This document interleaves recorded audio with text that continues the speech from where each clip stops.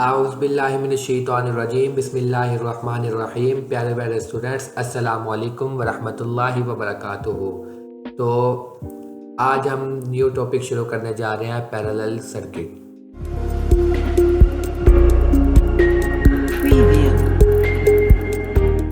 हमने series circuit को बहुत डिटेल से डिस्कस किया। सीरीज़ सर्किट क्या होते हैं, सीरीज़ को शॉर्ट में डिस्कस किया, open in series, short in series के जो सी प्रॉपर्टीज़ हैं उसको डिस्कस किया। तो सीरीज़ के बारे में कम्प्लीटली डिस्कस करने के बाद आज हम शुरू करने जा रहे हैं पैरेलल सर्किट। अब पैरेलल सर्किट की बात करें तो पैरेलल सर्किट की डेफिनेशन हम कुछ इस तरह करते हैं। In parallel circuit components are connected across multiple pathway creating separate branches for current to flow through. हम पैरेलल सर्किट को कह सकते हैं कि पैरेलल सर्किट वो सर्किट है जिसमें हमारे पास मल्टीपल पाथवे होती हैं और मल्टीपल ब्रांचेस क्रिएट होती हैं, और हम कह सकते हैं कि करंट को जो मूव करने के लिए पाथ्स हैं वो ज़्यादा प्रोवाइड हो जाती हैं। इसकी सिंपल डेफिनेशन हम इस तरह से भी कर सकते हैं कि पैरेलल सर्किट वो सर्किट होता है इन विच टू कंपोनेंट्स या उससे ज़्यादा components are connected side by side. यानी पैरेलल सर्किट वो सर्किट होता है जिसमें component side by side connect होते हैं। यानी सीरीज़ में तो हम पढ़ते आ रहे थे ना कि जो से कंपोनेंट है एंड टू एंड कनेक्टेड होते हैं, कि जहाँ पर एक कंपोनेंट ख़त्म होता है वहाँ से दूसरा कंपोनेंट शुरू हो जाता है। लेकिन पैरेलल सर्किट में ये होता है कि उसमें ब्रांचेस होती हैं, यानी साइड बाय साइड कनेक्टेड होते हैं वो कंपोनेंट्स, और इससे ये होता है कि करंट के पास पाथ जो सी है, रास्ता जो सा है वो ज़्यादा मिलता है। और रास्ता जो सा है उसको वन और मोर मिल जाता है। ज़्यादा रास्ता मिलने की वजह से करंट इजीली मूव करता है। हम पैरेलल सर्किट की डायग्राम के बारे में डिस्कस करें तो ये हमारे पास पैरेलल सर्किट की डायग्राम है।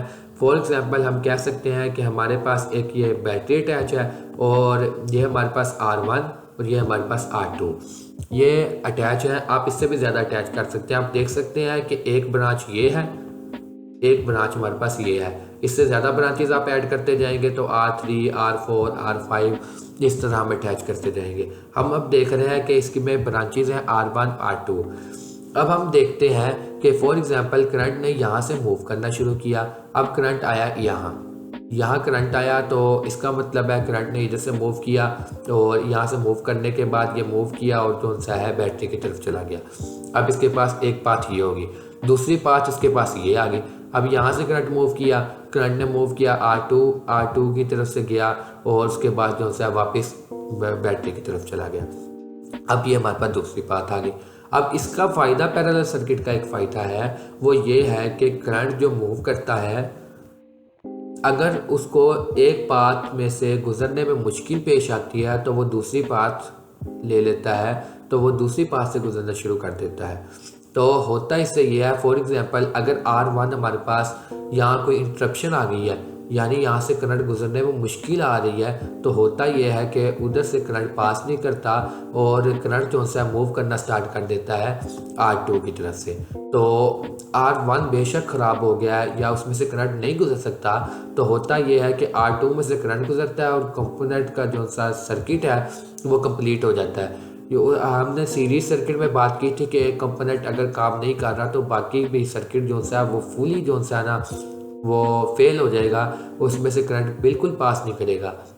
लेकिन अगर हम पैरेलल सर्किट की बात करें, पैरेलल सर्किट में ये होता है कि हमारे पास जो करंट मूव कर रहा है ना, वो अगर R1 के पास इंटरप्शन है तो वो R2 से मूव करेगा, और इससे ये होगा कि हमारा एक कंपोनेंट अगर नहीं भी काम कर रहा तो बाकी कंपोनेंट हमारे पास काम करते रहेंगे।